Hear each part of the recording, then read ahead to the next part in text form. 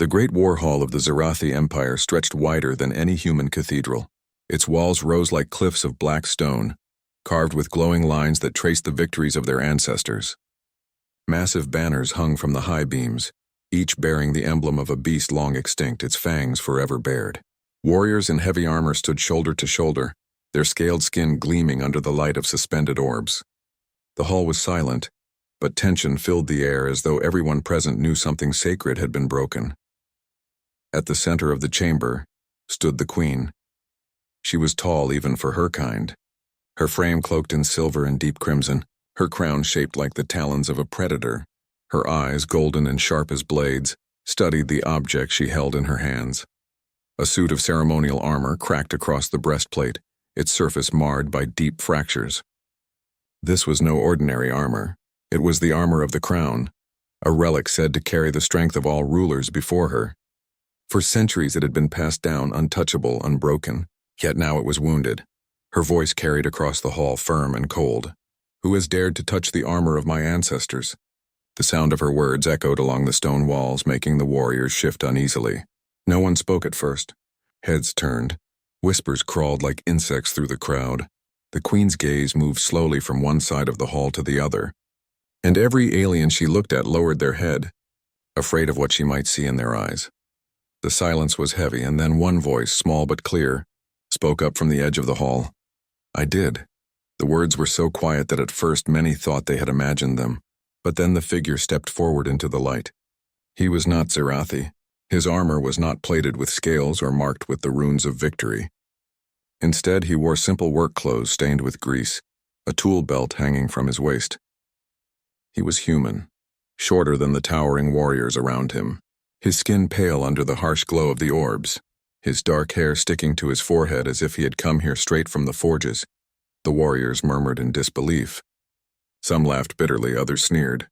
A human, in this place of honor? Humans were not soldiers, not smiths, not nobles. They were the Empire's lowest servants, tinkerers, record keepers, assistants in the background. They did not step forward in the queen's court. And yet this one had. The queen raised her head, her expression unchanged. Only her golden eyes sharpened as they fixed on the man. "You?" she said slowly, as if testing the weight of the word. "You claim responsibility?" The man bowed stiffly, his voice trembling but steady enough to be heard. "Yes, my queen, I am Marcus Hale, engineer of the outer forges. The armor was damaged. I repaired it." A hiss rolled through the hall. One of the nobles, his armor glittering with jewels, took a step forward and snarled. "Impossible. No human could mend what the master smiths could not. This is mockery." But Marcus did not back away. He raised his head, meeting the queen's gaze, though every instinct told him not to. His heart pounded in his chest like a hammer on metal, but he forced his words out. "It was broken. I saw what needed to be done. So I fixed it." The queen studied him in silence. She did not smile, nor did she frown. Around her, the warriors shifted, waiting for her judgment. The weight of her authority was so strong that even the banners seemed to lean toward her. She lowered her eyes to the armor in her hands, running her clawed fingers along the repaired line. The break was sealed cleanly, smoother than before, almost invisible unless one looked closely. At last she lifted her gaze back to Marcus. "You admit to touching the sacred relic of the crown?" "I do," he said. His throat felt dry, but his voice did not waver. Another noble barked, "Punish him!" No alien hand could restore it, and certainly not this fragile creature. "He lies!" The queen raised one hand, silencing the hall at once. She stepped down from her throne, her long cloak dragging across the floor like the shadow of a storm. The soldiers moved aside as she approached Marcus. She towered over him, her golden eyes scanning every detail of his small frame, his trembling hands, the grease stains on his clothes. "Human," she said, her voice softer now, almost curious. "You claim what none of my smiths could achieve. If this is truth, you will show me." Marcus swallowed hard, but he nodded. He could feel every stare in the hall pressing against his back. Warriors who could snap him in half with one hand glared at him as if he were an insect, daring to crawl into the light. Still he stood straight. "I will show you," he said. For the first time, a flicker of something moved across the queen's face. Not anger, not contempt, something colder, more dangerous. Interest. And in that moment, Marcus knew his life would never again belong to the shadows of the forges. He had stepped into the center of the Empire's gaze, and nothing would be the same. The next morning, the war hall was filled again. The Queen had ordered every noble, general, and smith to attend. Word had spread quickly. An outsider had touched the crown's armor and lived. That alone was enough to draw whispers across the Empire. Some came expecting the human to be executed. Others came only to laugh at his foolishness. But all came because the Queen herself had demanded it. Marcus Hale stood in the center of the chamber, the weight of 1,000 eyes pressing down on him. His palms were damp, his heart pounding. He had never been in a place like this, not even close. The last time he stood before a crowd, it had been a few tired workers at the forge nodding politely as he explained some small adjustment to a tool. This was different. These were warriors and rulers, the strongest of the Zarathi race, staring at him as if he had no right to breathe the same air. The Queen sat upon her throne, the repaired armor lying across her knees. Her golden eyes watched him carefully without blinking, as if she was searching for the truth hidden beneath his skin. She did not speak yet. She let the silence grow heavy until the whispers in the crowd became restless. Finally, she raised her voice. "You claim to have restored the armor of the crown. You claim this with your life. Now you will prove it." She stood and handed the armor to one of her guards. The soldier carried it forward and placed it upon a pedestal at the center of the hall. The light from the floating orbs shone across its surface, revealing the fine line where it had once been broken. Many leaned forward, squinting, whispering in disbelief. The repair was so smooth that even those who had seen the damage struggled to believe it had ever existed. One of the master smiths, an elder with long gray scales and heavy arms, stepped forward. His voice thundered. "It is trickery, a patch of wax, a paint of false shine. The human cannot understand the sacred metals of our kind." The Queen did not look at him. Her gaze never left Marcus. "Show us," she said simply. Marcus swallowed. He had known this moment would come, but knowing did not make it easier. He stepped toward the pedestal, his legs stiff as stone. He reached into his belt and drew out a small case filled with his tools. Simple things, tiny welders, clamps, strips of strange human alloy he had tested in secret. The nobles sneered when they saw them. To them, it was the junk of a tinkerer, not the craft of a true smith. He touched the armor gently, running his hand over the seam. Then he looked up at the Queen. "I cannot break it again, not here. But I can show you how I fixed it step by step." "Do it," she ordered. Marcus nodded. He pulled out a thin plate of ordinary Zarathi steel, one the guard provided for him. He struck it across the pedestal, letting the sound of the impact echo through the hall. The metal cracked down the center. Gasps rose from the crowd at his boldness. He had destroyed a piece of their steel without hesitation. Calmly, Marcus placed the broken plate flat and began to work. He explained as his hands moved. "Your smiths use heat alone, pressing the plates together with force. That only hides the break. But metal remembers. When stress returns, the fracture opens again." The crowd muttered angrily, but Marcus continued, his voice steady now that his hands were busy. He took out a narrow strip of his own alloy, one he had made in the forge using a mix of Zarathi ore and human methods. "I bind the crack with a bridge. It holds the stress, spreading it instead of letting it gather in one place. It is not brute strength, it is balance." His small welder flared softly as he joined the strip to the broken steel. Sparks hissed and the smell of heated metal filled the air. When he finished, he struck the plate again with the hammer. This time it did not break. The seam held, stronger than before. The hall was silent. No one laughed now. Even the elder smith's mouth hung open, though his eyes burned with fury. The Queen stood slowly. She walked down the steps of her throne and approached the pedestal. She lifted the repaired plate with her own hands and turned it in the light. Not a single crack appeared. Her golden eyes narrowed as she looked at Marcus again. "You used knowledge not of our kind," she said softly. "Yes," Marcus admitted. His throat felt tight, but he forced the words out. "Humans build differently. We cannot match your strength, so we study how things break. We learn how to stop failure before it comes. That is why the armor holds." The Queen's gaze was unreadable. The nobles shifted, waiting for her judgment, their claws itching for punishment. But she only said, "You will come with me to the War Council. I would see if your craft holds in battle as it does in words." The hall erupted with shouts of protest. A human at the War Council? Madness, insult, treason. Yet none dared challenge her directly. She raised her hand and silence fell once more.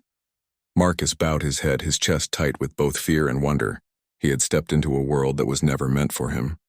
Now, for reasons he could not yet see, the Queen had pulled him deeper, and as he followed her out of the hall, he realized one truth. Whether he succeeded or failed, his life no longer belonged to himself alone. The War Council chamber was nothing like the Grand Hall. It was smaller, circular, its walls lined with maps drawn on glowing crystal. Each line traced borders of star systems. Each symbol marked fleets or fortresses scattered across the stars. Heavy steps of armored generals echoed as they entered, their voices low but sharp. The Queen sat at the highest seat, her cloak draped across the polished floor, her golden eyes calm yet commanding. Marcus stood at the edge of the chamber, awkward and out of place. The others looked at him with open hostility. He could feel their stares burning into him, as though they wished he would vanish. He was used to being invisible in the forges, but here invisibility was impossible. Here he was the center of every suspicion. The Queen lifted her hand, silencing the murmurs. "The borders burn," she said. "The enemy strikes with weapons we have not countered. We have lost 3 outposts in as many cycles. My council must find a solution. Speak." At once the generals began to argue. Some demanded more ships, others called for harsher strikes. A few shouted for retreat to protect the core worlds. Their voices clashed like swords, each unwilling to yield. Marcus listened quietly, his eyes drawn to the maps. He noticed something strange. The enemy attacks were not random. They formed a pattern, almost like a tightening net around a single star system. He frowned, stepping closer to the crystal wall without realizing it. One of the generals snarled, "Human, step back. You have no place here." The Queen raised her hand again, halting the outburst. Her eyes were on Marcus. "You see something?" Marcus hesitated. He knew speaking out could make every noble in the room hate him more. But silence would betray the truth he had noticed. He nodded slowly. "Yes, my Queen, look." He pointed at the glowing lines on the map. "They are not striking randomly. They are pushing you into this corner. Here." His finger traced the path of attacks, showing how each outpost loss forced the Xyrathi fleets inward. "If you move as the generals say, adding more ships here, you will be trapped." The room fell silent. The generals stared at him in disbelief, some with disgust, others with unease. One slammed his clawed fist onto the table. "This is guesswork, tricks. The boy studies patterns in shadows and calls it wisdom." But another general, older and quieter, leaned forward. His sharp eyes studied the map carefully. "Wait, he is right. Their movement is not chance. They are funneling us." The Queen's golden gaze flicked from the map to Marcus. "And what would you suggest, human?" Marcus felt every heartbeat hammering inside his chest. He took a breath and forced his voice steady. "Do not fight where they expect. Do not move into the net. Strike here instead." He pointed at the outer edge of the enemy's path. "It looks empty, but they are hiding supply ships there. If you cut them, their attacks will starve." The generals muttered again, some furious, others unsure. The idea was dangerous, risky. To send ships away from the front could weaken the line, but the Queen leaned back in her chair, her claws tapping lightly on the armrest. "You speak as if you know war," she said softly. Marcus shook his head. "No, my Queen, I only know machines. In the forge, when a crack spreads, it follows a path. If you only patch the surface, the crack keeps growing. You must stop it at the source." The Queen studied him in silence. For a moment, the chamber was so still that Marcus could hear his own breath. Then she turned to her generals. "Send scouts. If the human's words are false, we lose nothing. If he is right, we gain everything." The generals obeyed, though their faces were twisted with anger. They hated the idea that a human's suggestion carried the Queen's weight. Days later, the scouts returned. Their report shook the council. The human had been correct. The enemy had hidden their supply fleets along the edge, cloaked and disguised. Without those supplies, the enemy lines would falter. The Queen stood before the council, her voice firm. "Then we strike where they are weakest. Prepare the fleets." The room erupted again, but this time with urgency rather than disbelief. Orders were shouted, maps shifted, plans redrawn. Through it all, Marcus stood quietly at the edge, his heart racing. He had spoken and the Queen had listened. He had seen what others had not. When the meeting ended, the Queen called him forward. Her golden eyes gleamed with a strange light, neither warmth nor coldness. "You have given me more than steel," she said. "You have given me vision where my council saw only smoke. From this moment you will remain by my side." Marcus bowed, unsure whether this was an honor or a death sentence. He could feel the hatred of the nobles pressing harder than ever. But he also felt something else stirring in the room. Not just suspicion, not just contempt, fear. And in that fear he realized the truth. They were beginning to see him not as a servant but as a threat. The battle had been won. The enemy's supply ships were destroyed, just as Marcus had predicted. Without food and fuel, the invading fleet scattered like birds without wings. Across the empire, songs of victory rose. The queen's name was praised and her generals claimed they had struck with perfect timing. Yet whispers followed the victory, whispers of a human's hand in their triumph. Marcus felt the change the moment he stepped into the forges again. The workers, other humans like him, looked at him with wide eyes, some in awe, some in fear. They had heard the stories. The queen had taken him into her war council. A human voice had guided a Zirathi fleet. Such things had never happened before, but among the Zirathi the air was darker. The generals who had mocked him now avoided him in public but sharpened their words in private. They told others the human had tricked the queen. They spread rumors that Marcus had stolen alien secrets or worse, that he was a spy sent to destroy them from within. Marcus knew the danger, but he could not walk away. The queen continued to summon him. She asked for his thoughts on machines, ships, even city structures. Sometimes she only asked questions, testing the way he thought. She spoke little, but Marcus could see she was curious. She wanted to understand why his ideas worked where her nobles failed. One evening, in the council chamber, she placed a broken weapon on the table before him. It was an energy cannon, twisted and cracked from overheating. "Our smiths cannot make this stable," she said. "Every battle, the same failure. Tell me why." Marcus studied the weapon. He ran his fingers across the scorched metal. He did not answer quickly. At last he said, "You force more power than the chamber can hold. The weapon is strong, but strength without balance breaks itself. If you change the flow here," he pointed to the narrow vent, "it will breathe instead of burn." The queen tilted her head. "Breathe?" He smiled faintly. "Yes, machines are like bodies. They need release or the pressure destroys them." The generals scoffed, but the queen ordered him to rebuild the weapon. Days later, when he presented the repaired cannon, it fired without failure. The queen's golden eyes narrowed with interest, but the generals only grew more restless. That night, Marcus walked alone through the lower halls of the palace. He carried his tools with him, still thinking of the weapon he had fixed. The corridors were dark, lit only by faint orbs. He heard a sound behind him, footsteps too heavy to belong to another worker. He turned, but no one was there. He kept walking. Then a shadow moved, and 3 Zirathi soldiers stepped from the darkness, blocking his path.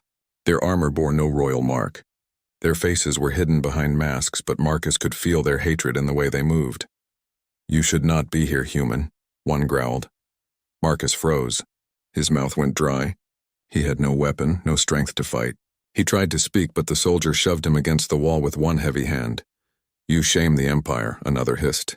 "The queen listens to you as if you are her equal." "That ends tonight," Marcus's heart pounded. He could hear his own blood rushing in his ears. He thought of running, but the corridor was blocked. He thought of shouting, but no one would come fast enough. Before the soldiers could strike, a sharp voice cut through the darkness. "Enough." The queen's captain of guard stepped into the corridor, his armor shining even in the dim light. His blade was drawn, and his golden crest glowed faintly on his chest.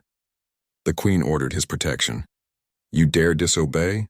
The 3 soldiers hesitated, then melted back into the Shah. Douse. Their footsteps faded, but their threats lingered like poison in Marcus's mind. The captain turned to him. "They will not stop," he said simply. "Your presence changes too much. Be careful." Marcus nodded shakily. He followed the captain back to safety, but his thoughts churned. He realized now that he was not simply an outsider who had caught the queen's attention. He was a spark inside dry wood, and the fire he had lit would spread whether he wished it or not. The next morning, the queen spoke to him alone. "You were attacked," she said. Her tone was calm, but her eyes burned. Marcus lowered his head. "Yes, my queen, and still you stand before me." Her voice softened slightly. "Do you fear them?" Marcus hesitated, then told the truth. "Yes, but I will not stop." For a long moment she was silent. Then slowly, the queen rose from her seat. She placed the crown's armor, repaired by his hands, before him. then neither will I. They will learn that strength is not only in claws and steel. Marcus looked at the armor, its surface smooth where once it had been broken. In that reflection he saw himself, fragile, small, yet holding more weight than he had ever imagined. And for the first time, he began to wonder if he was no longer just repairing what was broken, but reshaping the future of two species. The council chamber was colder than usual, though no wind passed through the high windows. Marcus stood near the wall silent while the queen addressed her generals. Reports of new battles filled the air. Victories were spoken with pride, losses with bitterness. Yet under every word was the same tension, the human's presence. He could feel it in the way the nobles glanced at him, their eyes sharp as knives. Some looked at him with quiet unease, others with open hatred. He had expected this after the attack in the corridor, but the weight of their suspicion pressed heavier each day. The queen's voice broke through his thoughts. The enemy regroups. They have begun building stations near the border. If left, they will grow strong again. We must strike before their roots take hold. Her generals argued at once, throwing strategies across the table. Marcus studied the glowing map, his mind turning. He saw something others ignored, small gaps, weak points where the enemy had rushed their work. His lips parted to speak, then closed again. Every time he gave advice, the danger around him grew. The queen noticed his hesitation. "You see something," she said, her golden eyes fixed on him. Marcus straightened. "Their stations are not finished. If you strike here and here, the others will fall without support. But if you attack too late, they will surround you." The room filled with murmurs. One noble shouted, "Enough! Every victory we win, this human takes credit. Every word he speaks twists our queen's ear. He poisons our council." Marcus felt the sting of the words, but the queen raised her hand. Silence. Her tone was sharp as steel. I asked for his voice. "He gives it. That is all." The noble bowed stiffly, but his eyes burned. Marcus knew then the hatred had reached a new level.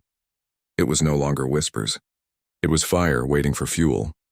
That night, as Marcus worked in the forge, one of the human workers slipped close. Her hands shook as she handed him a folded scrap of metal etched with a message. "I should not give this," she whispered. "But you must see." Then she hurried away before anyone noticed. Marcus unfolded it. The letters were rough, written in haste. "They will betray you.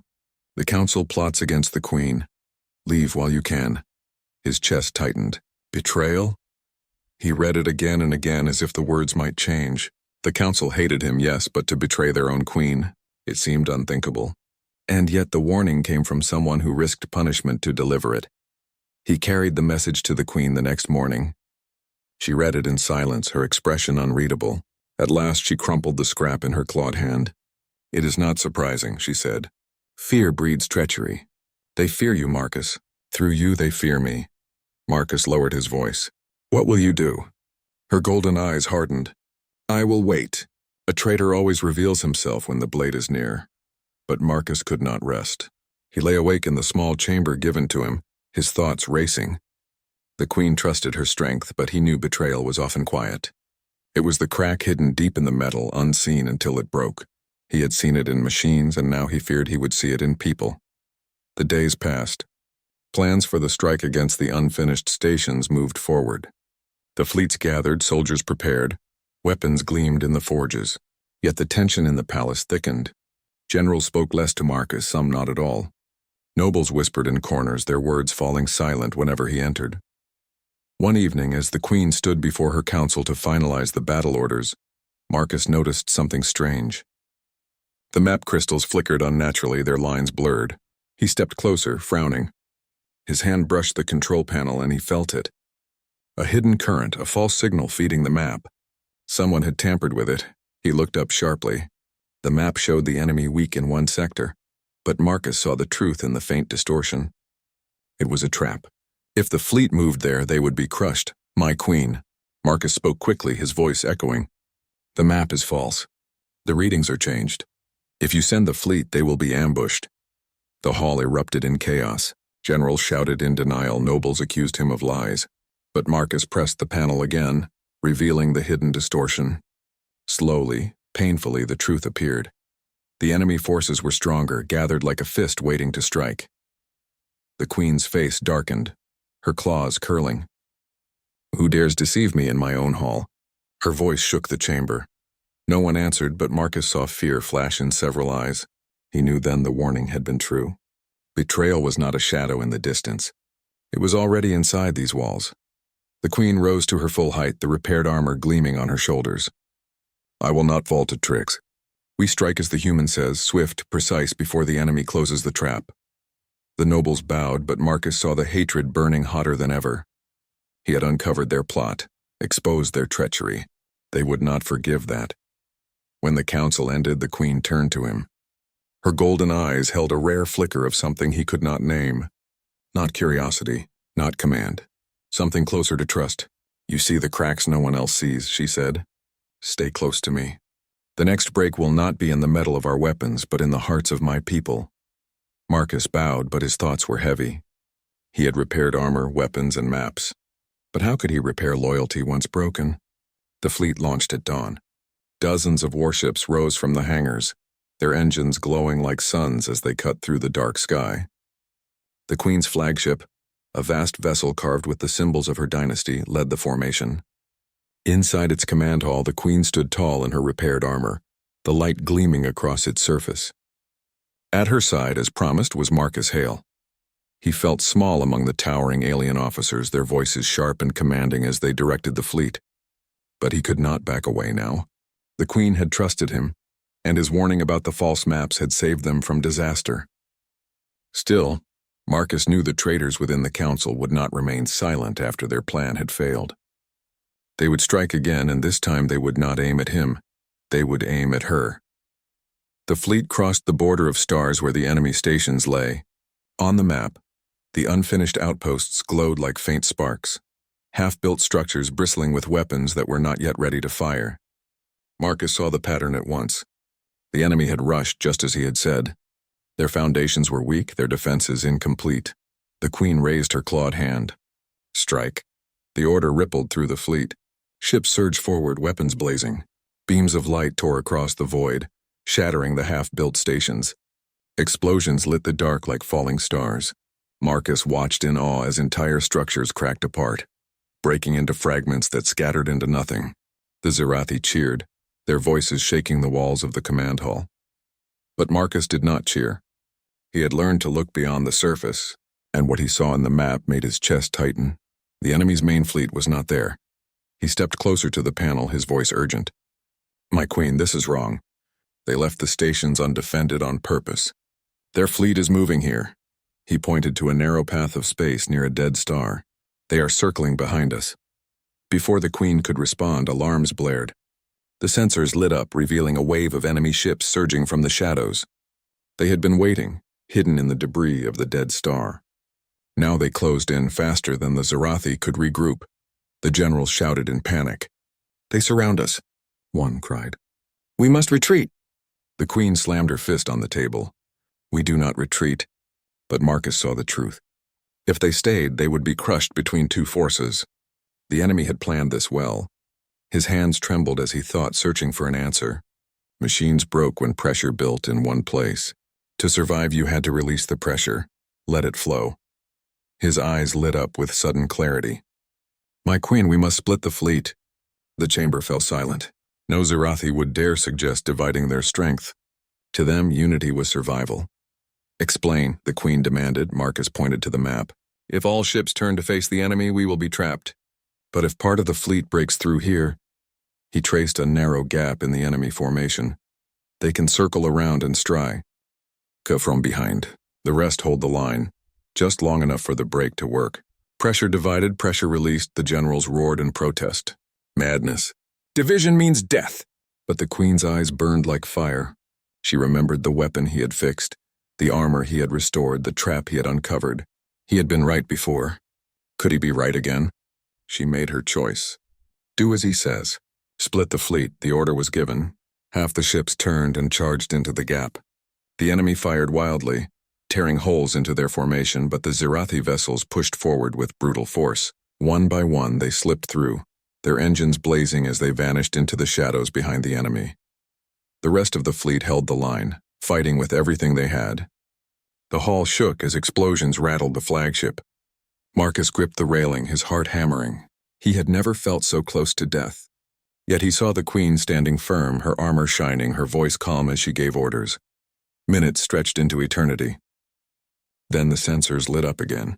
The split fleet reappeared from behind the enemy, their weapons striking like claws from the dark. The enemy formation faltered, caught between two fires.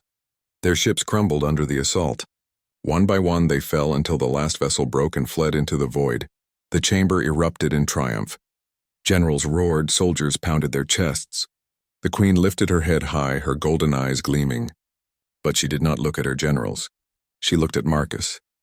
"You have saved us again," she said, her voice carrying across the hall. Marcus bowed, though his legs felt weak. "I only saw what was hidden," he said quietly. But he knew it was more than that. He had done what no human had ever done before. He had guided an alien fleet in the heart of battle. And while the queen praised him, he could still feel the weight of the general's stares. Not all were cheering. Some watched in silence, their hatred sharper than any blade. The victory was theirs, but Marcus understood something chilling. The enemy outside the Empire was not the only danger. The cracks within the Empire itself were spreading, and soon they would break wide open. The city was alive with firelight and cheers. From the towers of the capital, banners of the Zirathi Empire rippled in the night sky, their symbols glowing across the streets below. The people had gathered in countless numbers, shouting the queen's name, chanting victory, and lifting their voices high enough to shake the heavens. The enemy had been driven back. The Empire had survived. Yet within the great hall of the palace, the atmosphere was heavy with tension. The queen stood on her throne platform, armored and unbroken, her gaze steady as the council gathered before her. Beside her stood Marcus Hale, the human who had saved them again and again. His clothes were torn from battle, his face shadowed with exhaustion, but he remained upright. He would not falter now. The generals stepped forward first. Some bowed in respect, admitting the truth that his guidance had saved them, but others glared with hidden venom. One voice cut through the silence. "This human is dangerous," the old general hissed. "He has meddled with our weapons, our fleets, our council. He bends our empire with tricks. What happens when he turns against us?" Whispers spread through the hall. The nobles shifted, uncertain. They could not deny Marcus's victories, but they feared what they did not control. The queen raised her hand and the hall silenced. "Step forward, Marcus Hale." Marcus obeyed, walking across the polished stone floor. Every eye followed him. He could feel the weight of their judgment pressing on his shoulders. But he did not lower his head. The queen's golden eyes held his. "You repaired what our smiths could not. You uncovered lies hidden in plain sight. You turned defeat into victory. Tell me, Marcus Hale, why?" The hall stilled. He looked at her, then at the council, then at the banners that hung above. His voice was steady, though soft. "Because survival matters. Because truth matters. I am human, but I am also part of this empire now. I could not watch it burn. I did not fight for glory. I fought because life should not be thrown away when it can be saved." The words were simple, but they struck deeper than any grand speech. A silence fell, heavy and thoughtful. Even those who hated him could not deny the honesty in his voice. The queen turned to her people. "You fear him because he is not one of us. Yet none of us saved the empire when it stood at the edge of ruin. None of us saw what he saw. None of us dared what he dared. He did not come to rule us. He came to protect us." She lifted her sword high, the repaired blade gleaming in the torchlight. "Let it be known. The armor of the crown is whole again because of human hands. The fleet is safe because of human sight. Marcus Hale is no servant. He is an ally of the throne, a friend of the empire." The hall erupted. Some cheered, voices rising like thunder. Others stayed silent, but they did not dare defy the queen's words. The declaration was made. It could not be undone. Marcus bowed, his chest tight. He had not sought titles or honor, but he could feel the shift in the air. For the first time, humanity had a place not as subjects, but as equals. After the council dismissed, the queen stepped down from the platform. She walked beside him through the quiet corridors, away from the noise of the crowd. Her voice was softer now, without the weight of command. "You have changed the empire, Marcus," she said. "But change always brings danger. There are those who will never accept what you represent." Marcus gave a tired smile. "I know, but I cannot live hiding in shadows. If I can build, if I can repair, if I can see what others miss, then I will keep doing it, even if they hate me." The queen studied him, her expression unreadable, then gave a nod. That is why you are needed. They stepped out onto the balcony. Below, the city blazed with lights. The people cheered, raising torches, their voices carrying into the night. For the first time, Marcus felt not like an outsider, but like a thread woven into something greater.